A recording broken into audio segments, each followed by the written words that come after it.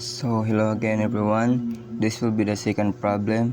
So the problem is air at 25 degrees Celsius of dry bulb temperature and 30% of relative humidity is humidified to 60% relative humidity at the same dry bulb temperature using steam.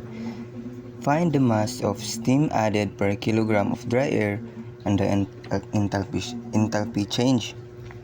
So by using the psychrometric chart, we will just need to plot the 25 degrees Celsius dry bulb temperature along with the 30% relative humidity and 60 relative humidity with the same dry bulb temperature which is 25 degrees Celsius.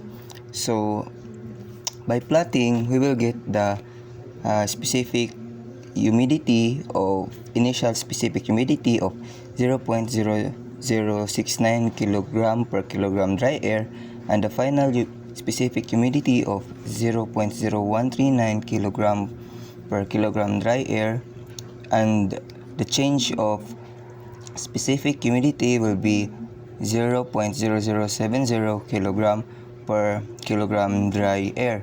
So we got this answer by only subtracting in final specific humidity to initial specific humidity, and also we can get our initial enthalpy of 36.5 kilojoules per kilogram dry bulb dry air and our final enthalpy of 65.8 kilojoules per kilogram dry air, and the change in enthalpy will be 29.3 kilojoules per kilogram dry air. We get this answer also by subtracting the final enthalpy, which is 65.8, minus the initial enthalpy, which is the 36.5. So we get that by subtracting, we get the 29.3 kilojoules per kilogram dry air. And that would be all. Thank you.